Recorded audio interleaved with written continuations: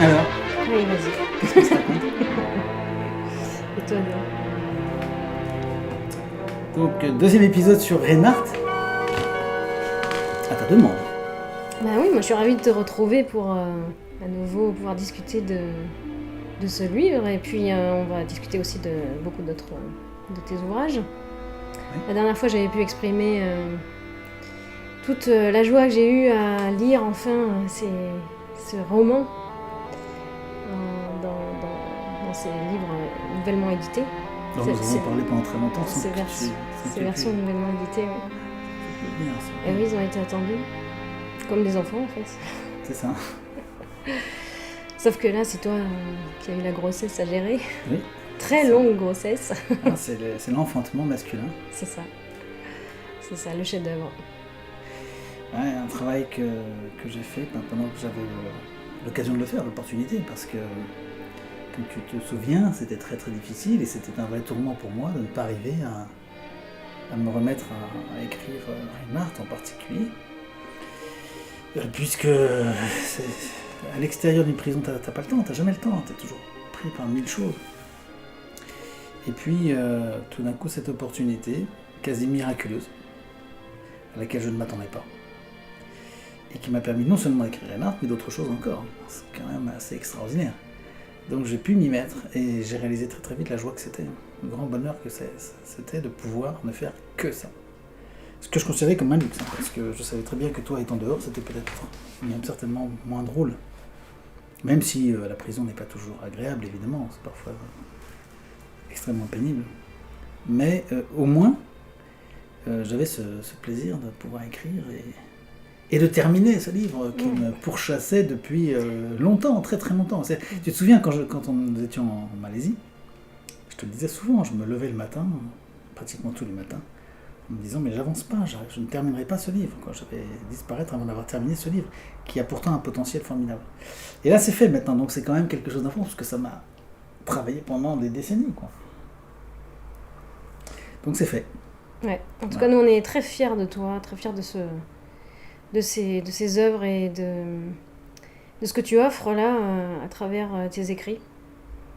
Je pense qu'aujourd'hui, il y a peu d'ouvrages tels que ceux-là. Donc, merci pour tout ça. Et puis pour nos enfants, pour tous ceux qui vont se régaler à lire cette histoire et à apprendre beaucoup sur tellement de choses grâce aux autres livres aussi.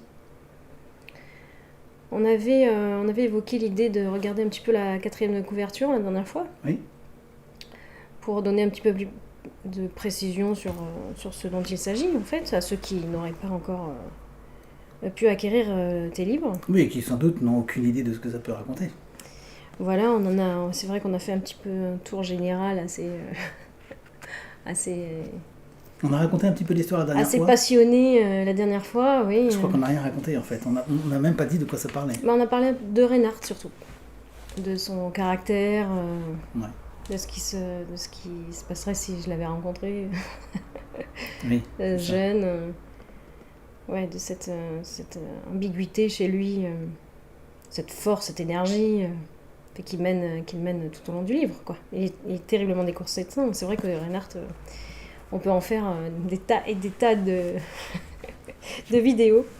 On les fera d'ailleurs.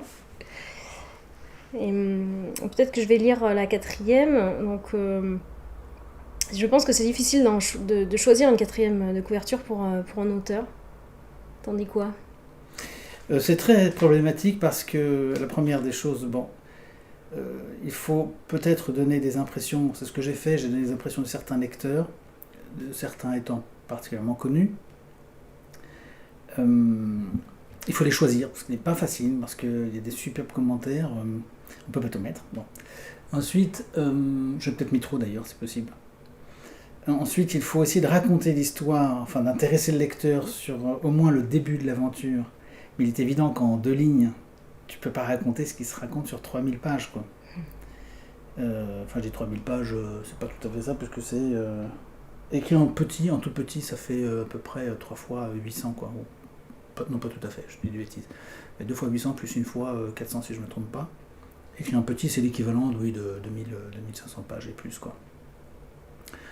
Donc c'est très difficile de raconter en très peu de lignes une histoire pareille, puisqu'il se passe évidemment énormément de choses, et des tas de personnages différents, dans des circonstances différentes, dans des paysages différents, avec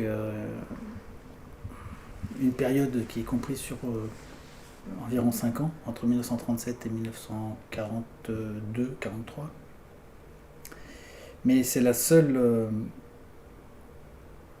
dimension qui soit relativement raccourcie. Tout le reste est extrêmement étendu, et notamment la géographie, c'est quand même très très étendu. Alors qu'est-ce que ça raconte? Je dis au tout début, je raconte que c'est l'histoire d'un jeune capitaine de cavalerie qui déserte l'armée rouge en 1937, et qu'il est poussé par, je dis pas tout, hein, mais par tout un peuple qui attend de lui qu'il redevienne le dernier Khan de Mongolie, ce dont il se met à rêver tout d'un coup, alors qu'il n'était juste là que capitaine, extrêmement frustré en Union soviétique, avec cette période de purge et de totalitarisme, et d'exécution sommaire, etc., tout ce qui se passait en 1937, qui était la pire année du stalinisme. Donc lui, il bout. Il y a différents conflits qui se passent aussi dans la région, en Chine du Nord, en Turkestan oriental. En Mongolie, il y a eu aussi un accrochage avec les Japonais, donc il bout, il voudrait participer à tout ça, et il ne peut pas, il ne sait pas pourquoi, on nous a interdit. Alors je raconte pas tout ça hein, sur la 4e couverture. Enfin, il bout, il ne peut pas bouger, il a envie de voyager, il a envie de partir, il a envie d'aller se battre, comme beaucoup de jeunes officiers. Donc c'est la 4e couverture, si tu avais voilà. la place. C'est ça. Non, j'ai une ou deux phrases, je dis simplement, on peut la lire, mais je crois que je dis qu'il s'évade, il est dans le désert, c'est ça? Qu'est-ce que je dis? Le soir du 18 juin 1937, une grosse embarcation de pêcheurs traverse le Baïkal. À son bord, un jeune officier de cavalerie soviétique. Il vient de déserter. Au loin, Irkoutsk brûle. Non seulement l'officier ne paraît pas étonné, mais on lui devine une sorte de satisfaction aux commissures des lèvres. La tête du déserteur est mise à prix. Donc là, on a très peu de choses. On sait à peu près ce qui s'est passé. C'est le début de l'histoire. Hein. On ne sait pas ce qui s'est passé. Apparemment, il est mêlé à une histoire assez considérable. On a très peu de contexte. Mais enfin, on a les 3 éléments du décor, si tu veux. S'il y avait un film, ce serait peut-être les premières images qu'on verrait. Voilà. Bon, derrière tout ça, il y a évidemment beaucoup de choses qui ne sont pas dites, évidemment, ici. C'est le problème des 4e de couverture. Oui, sachant qu'effectivement, c'est une 4e, donc ce n'est pas, tu ne viens pas de nous lire les premiers mots et les premières phrases du livre. Voilà, ce ne sont pas les premiers mots, ce n'est pas un résumé. C'est on pose le personnage, le lieu, la date. C'est ça, c'est juste le lancement du scénario, quoi. Voilà. Et ensuite, je dis dans cette 4e couverture, sur cette 4e couverture, que Reinhard Tarkand a été le livre que Maurice de Y, le premier lecteur d'Ernest Hemingway, souhaitait voir achevé avant sa mort. Et il est effectivement mort 2 ans après me l'avoir dit. Et je raconte d'ailleurs dans une petite histoire que tu m'as demandé d'écrire, histoire authentique, comment ce monsieur, ce grand bonhomme qui était Maurice, qui a très bien connu Ernest Hemingway dans les années 30, donc, à la fin de sa vie, a lu mon livre, qui était encore à l'état d'ébauche pratiquement, et donc je raconte comment ça s'est passé. Et il était très enthousiaste, à sa manière, c'est-à-dire qu'il disait très peu de choses. C'est un personnage assez étonnant, je raconte ça dans l'histoire, je crois que c'est une histoire très très intéressante. C'est quand même une grande chance d'avoir comme ça un lecteur qui a pu aussi lire de la même manière les écrits d'Hemingway. Ben oui, et d'autant que c'est le premier lecteur d'Hemingway, c'est lui qui a amené Hemingway à finir son livre, qui était Le vieil homme et la mer. Puisque ça se passait en Haïti, Maurice était le propriétaire d'un hôtel bien connu en Haïti, et il y avait là un certain nombre de personnages se sont installés. Lui-même était un New-Yorkais d'origine, il a acheté cet hôtel sur un coup de tête dans les années 30, il était assez jeune, donc il est parti en Haïti parce qu'il avait marre de New York, il était destiné à être avocat, son père était avocat, et il ne le voulait pas, il en avait ras-le-bol, donc il a tout plaqué, il est parti acheter. Enfin, il a acheté, en lisant les annonces du New York Times, je crois, il a vu qu'il y avait un hôtel à vendre en Haïti. il l'a payé sans l'avoir vu, et il est parti. C'était comme ça à l'époque, Voilà. on pouvait... Donc, il est parti là-bas, et il a reçu beaucoup de gens, beaucoup de voyageurs, des gens très célèbres. Notamment ce bonhomme qui n'était pas encore célèbre, Ernest, qui buvait pas mal, qui s'enfermait dans sa chambre presque toute la journée, qui écrivait, et qui était un peu désespéré, et qui un jour a confié à Maurice qu'il n'y arrivait pas, il ne savait pas ce qu'il allait devenir. Il rêvait de devenir scénariste à Hollywood, déjà à l'époque, parce qu'Hollywood était en plein démarrage, c'était quand même le tout début. Il rêvait de devenir scénariste, sans savoir que c'était un métier extrêmement mal payé et très mal considéré à Hollywood à l'époque. Et Maurice lui a dit, écoute, fais-moi lire ce que tu as écrit. Et donc il a pu lire les premiers feuillets du Vieux homme et la mer. Et Ernest jetait beaucoup de choses à la poubelle, il gardait très peu de choses. Et Maurice l'a encouragé en disant, arrête de jeter tout ça, c'est intéressant, il faut que tu le gardes, va jusqu'au bout. Il l'a encouragé à finir son livre. Il a fini son livre et il est devenu ce fameux livre très connu. Voilà, donc ça c'est Maurice qui l'a poussé, qui l'a lancé, qui a découvert Hemingway, ce que je crois personne ne sait. Quoi. Sur Internet, si tu regardes, personne ne sait que Ernest Hemingway a écrit ce livre en Haïti. Alors cette conversation que tu as eue avec Maurice, ça s'est passé où Alors ça, je raconte dans l'histoire. Comment tu as pu savoir tout ça? Maurice était un ami de la famille, puisque papa et maman d'ailleurs sont allés en Haïti, papa plusieurs fois, et ils ont rencontré l'inévitable Maurice de Lyon, qui était très célèbre à l'époque, un Américain, ancien de la CIA, ancien soldat. Il a fait le débarquement en Normandie. Il a fait la guerre du Vietnam. C'est un bonhomme qui a quand même eu 3 crashs d'avion. Il pilotait l'avion 2 fois sur les 3. C'est quelqu'un qui faisait de la chasse aux éléphants ou aux bêtes sauvages en Afrique, à la belle époque avec John Huston. Il partait en Rolls-Royce. Enfin, les clichés qu'on a en tête encore aujourd'hui, de cette époque où ils allaient à la chasse en Rolls-Royce. Ce qui a donné un film d'ailleurs, puisque j'ai vu il n'y a pas très longtemps, d'ailleurs en prison, j'ai vu ce film que je n'avais jamais vu, qui s'appelle Homme blanc, cœur noir. Tu me l'avais dit, ouais. Avec Clint Eastwood, et qui raconte exactement l'histoire de Maurice et de John Huston. Ouais. C'est un film de John Huston, je crois, il me semble, et qui raconte cette histoire qu'il a très bien vécue, John Huston, puisqu'il a vécu tout ça, toute cette époque. Et donc Maurice était connu en Haïti dans les années 80, ça faisait déjà très longtemps qu'il était installé là. Époque où mon père l'a rencontré, puisque mon père était député et il est parti en mission, dans le monde entier. Il l'a rencontré. Donc ils étaient jeunes mariés, tes parents ? Ah non, ils sont mariés dans les années 50, donc moi j'étais déjà assez grand. Ah, vous étiez déjà... Bah oui, quand ils sont connus la première fois, oui. Oui, dans les années 80. Et donc, ils ont sympathisé. Et puis, Maurice s'est installé en région parisienne à la fin de sa vie, avec sa femme.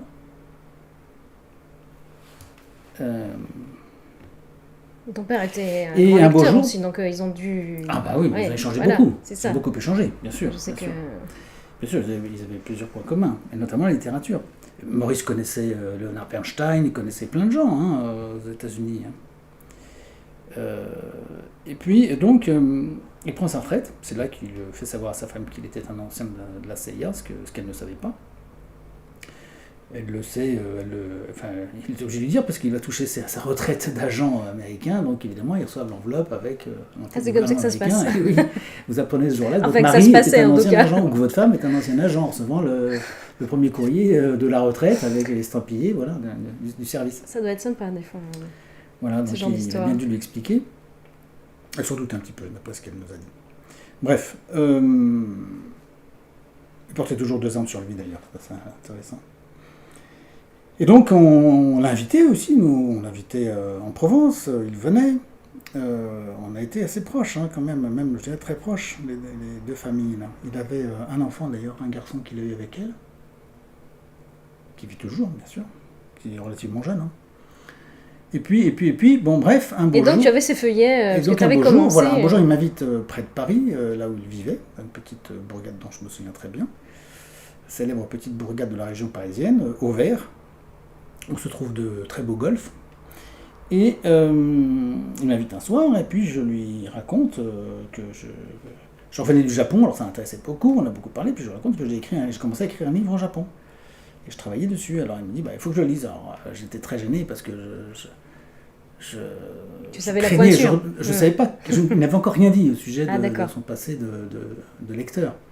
Mais je savais que c'était une Il pointure. l'avait pas dit à ton papa? Et j'étais pas sûr qu'il soit tout à fait non plus capable de lire parce qu'il était américain, qui parlait avec Ouais. un assez fort accent américain, et je pensais pas qu'il soit de très bons conseils en fait pour me dire si le livre valait la peine ou pas. Je redoutais à la fois sa critique parce qu'il était un tempérament assez fort et assez sévère, et par ailleurs j'étais pas sûr que sa vision d'américain, très emportée, très fort comme ça, corresponde exactement. J'avais une écriture peut-être un peu subtile, bon, enfin bref, j'étais pas sûr que ça colle. Donc il me dit la prochaine fois que tu viens, tu m'amèneras ton livre et je veux le lire. Bon, il n'y a pas moyen de discuter. Donc quand je suis revenu, il m'a réinvité, je lui ai amené le livre. Il m'a dit dans un mois je te réinvite et puis je te dirai ce que j'en pense. Donc je vous laisserai découvrir dans la petite histoire comment ça s'est passé parce qu'il faut le lire, c'est intéressant. On retrouve aussi ce récit sur le site. Hein. On le retrouve sur le site, on peut télécharger la petite histoire de cela. Petite. Oui, c'est l'une des histoires de ce livre. Enfin, c'est vrai que c'est toi qui m'as mis le nez dessus parce que je m'étais jamais vraiment intéressé à l'histoire de ce livre, mais c'est vrai qu'il y a pas mal de choses autour de ce livre. Et notamment cette histoire avec Maurice. C'est une des coulisses fantastiques voilà. de cette histoire. Moi, ce qui m'a beaucoup étonné, c'est que personne ne m'a dit, mais enfin, parce que ça fait longtemps que je l'ai mis en quatrième de couverture, personne ne m'a dit, monsieur, c'est quand même très bizarre votre histoire. Vous racontez que le premier lecteur d'Hemingway aurait voulu voir votre livre achevé, c'était dans les années 30, votre livre il sort en 2024, c'est pas possible. Voilà, bon. Donc, l'histoire s'explique comme ça. Voilà pour. Voilà, alors ça c'est donc c'est un aspect de la chose. Et puis qu'est-ce qu'il y a d'autre? Et bien ensuite il y a effectivement des mots que j'ai extirpés de lettres que m'ont envoyé Jean d'Ormesson, Jean Raspail, François Fontaine, Marcel Julien, Michel Toria, qui sont des gens à qui j'ai écrit les premières ébauches. Et puis une pièce que j'avais écrite. Tu les as envoyés? Je les ai envoyés par le courrier quand j'avais à peu près 24 ans. Et je les ai envoyés avec un texte qui était un texte que j'ai écrit en vers, en alexandrin, qui est une pièce de théâtre. Et voilà, je me souviens très bien de... J'ai encore leur courrier quelque part, là-bas, en Asie, dans la jungle, quelque part. Là. Ça a dû t'encourager. Ça m'a beaucoup encouragé, mais j'étais plein de confiance à l'avenir, et je n'ai pas réalisé que j'aurais dû à l'époque aller voir ces gens-là qui m'ont d'ailleurs proposé d'aller les voir. Jean de Messon m'a dit il faut absolument qu'on se voit, venez à Paris, etc. Et j'y suis pas allé. Alors j'étais pas très fortuné déjà à l'époque, parce que j'ai toujours été relativement pauvre, on peut dire ça, enfin en tout cas pas très fortuné. Et j'ai rechigné à aller alors que j'avais ma première grande fille, on était un peu sans le sou. Je me souviens très bien, j'étais en Vendée à l'époque. Tu avais d'autres priorités. D'Ormesson m'a répondu, m'a dit passer, et il fallait quand même nourrir la petite famille qui démarrait. Et j'y suis pas allé. J'aurais dû prendre un billet, emprunter, me débrouiller, j'aurais dû aller le voir, parce que sans doute qu'il m'aurait donné quelques bons conseils. Bon, mais je ne l'ai pas fait, parce que je dis, j'aurais sans doute d'autres personnes s'intéresseront sans doute à ça. Et on se fait des idées quand on est jeune, on croit que... Alors attends, moi j'aimerais lire voilà. aussi dans la foulée. Alors ça c'est la dernière quatrième de couverture. Et il y en avait une autre aussi que j'aimais bien moi. Bon, ça reprend. Oui, il y avait plusieurs versions. Oui, j'aime bien celle-ci aussi. En juin 1938, un train dépose à la gare d'Irkoutsk. En 37. Oh, pardon. Oui. Un nomade, père d'un jeune capitaine de cavalerie, qui vient à sa rencontre, Reinhard Tarkand. Ce sang-mêlé est déclaré déserteur quelques heures plus tard. L'arsenal de la caserne explose et un incendie se propage à la ville. La tête du déserteur est mise à prix. C'est peut-être mieux, je ne sais pas. Et en ajoutant... Alors, on peut demander à ceux qui nous écoutent quelle version ils préféreraient. On peut se poser la question. Oui. Il y avait une petite phrase aussi sur l'autre livre, c'était le début d'une épopée, c'est ça que tu avais mis? Oui, peut-être. Oui, qui était bien aussi. Le début d'une épopée et une parabole, c'est ça? Quelque chose comme ça? Pour montrer que... Ça y est toujours, ça, non? Non, pas sur celui-là, il est sur le grand. Ah oui, d'accord. Sur le format A4. Oui, bon, j'ai peut-être été un peu vite, c'est peut-être pas tout à fait le point, mais bon. Vos suggestions sont les bienvenues. Oui, si vous voulez nous dire laquelle vous préférez de quatrième, ça serait sympa. Oui.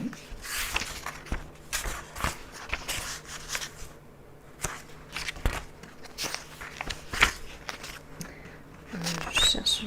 Elle est où? Ah, elle est là. Voilà. Ce texte aussi que j'aime beaucoup, qui en dit long aussi sur cette épopée, justement, cette saga. qui dit « Cependant, 1000 pensées préoccupaient notre esprit, en voyant cette reine et sa nombreuse suite, poursuivant ainsi dans le désert leur lointain pèlerinage. Les dépenses ne les arrêtaient pas plus que les dangers, les fatigues et les privations du voyage. C'est que ces bons Mongols ont l'âme essentiellement religieuse. La vie future les occupe sans cesse, les choses d'ici-bas ne sont rien à leurs yeux. Aussi vivent-ils dans ce monde comme n'y vivant pas. Ils ne cultivent pas la terre, ils ne bâtissent pas de maisons. Ils se regardent partout comme des étrangers qui ne font que passer.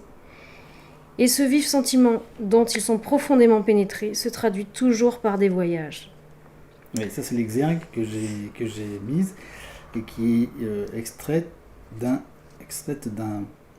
livre des pères Huc et Gabet, qui sont deux explorateurs de la Mongolie il y a fort longtemps, au XIXe siècle et début du XXe, et qui ont connu ces régions avant pratiquement toute l'histoire moderne, enfin, qui racontent des choses passionnantes. Ouais, c'est extrait de Voyage dans la Tartarie et le Tibet. Oui. Effectivement, 1850. C'est l'un des premiers ouvrages que j'ai acheté pour me documenter. J'étais étudiant encore et j'en ai acheté beaucoup. C'est drôle, ton premier ouvrage... C'est l'un des tout premiers, je pense, c'est l'un des 2 ou 3 premiers ouvrages que j'ai acheté pour me documenter sur la question. Et cet extrait, il était où dans l'ouvrage? C'était le début ou non? Tu te souviens pas? Je pense pas. Non, mais c'est un extrait qui m'a beaucoup marqué parce que ça dit en peu de mots. Exactement. Beaucoup de choses. Ça commence par cependant 1000 pensées. Alors déjà le cependant est tout à fait bien à propos, puisque tous tes ouvrages sont toujours, comme je l'avais dit déjà la dernière fois, un aller-retour avec une idée essentielle très profonde, mais un aller-retour comme ça entre des extrêmes par rapport à ce point central. Donc c'est toujours très intéressant. Donc il y a des cependant.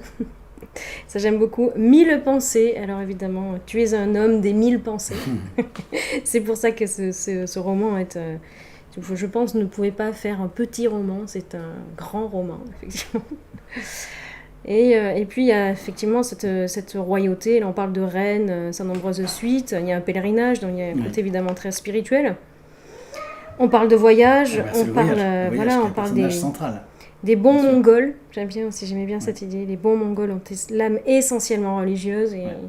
Ce qui est intéressant parce que ça tranchait aussi avec l'idée des Mongols qu'on a dans notre culture, où les Mongols ont été bien sûr un fléau associé au carnage, au pillage, etc. Donc c'est bien sûr, là c'est un roman qui raconte l'histoire d'un jeune Mongol, russo-mongol, un sang mêlé. Oui, c'est ça qu'on retrouve sur la 4e couverture que j'aime bien, c'est justement que tu présentes le personnage ça, avec ce détail du sang mêlé. Ça me paraît intéressant justement aujourd'hui qu'on s'intéresse au point de vue de ces gens-là. On les a toujours vus comme d'affreux barbares, eux ils se sont jamais vus comme d'affreux barbares. Et ils ne l'étaient d'ailleurs pas tant que ça, si on regarde l'histoire, puisque nous avons une appréciation très parcellaire, puisque c'est le moment où ils étaient en guerre.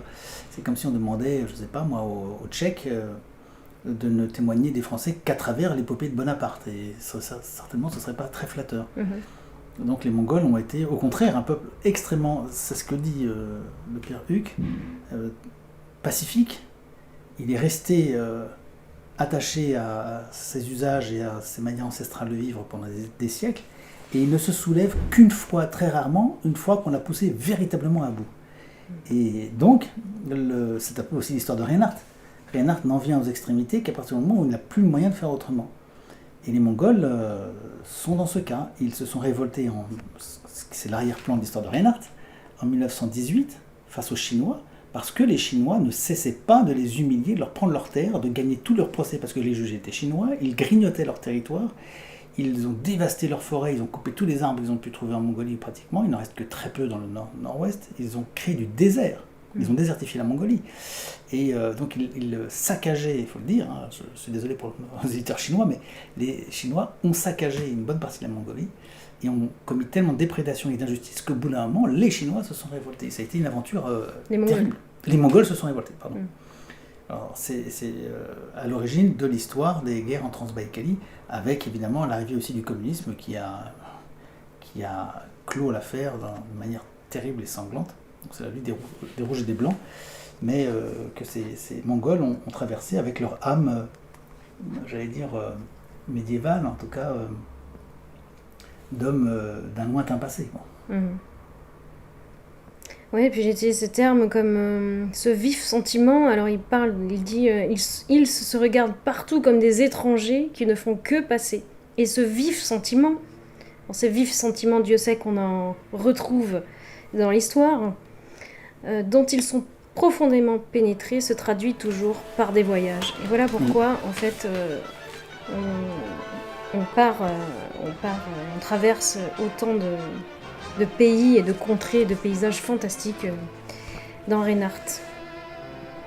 Voilà, ça c'est le démarrage. Quatrième de couverture et Hexagon devant vous. C'est ça. Bon, merci Léonie. Nous n'allons pas retenir davantage nos auditeurs et spectateurs. Mais c'est avec un grand plaisir que nous en parlons. Merci de partager ça avec moi. Avec plaisir, et puis à la prochaine. Ouais, allez. À bientôt.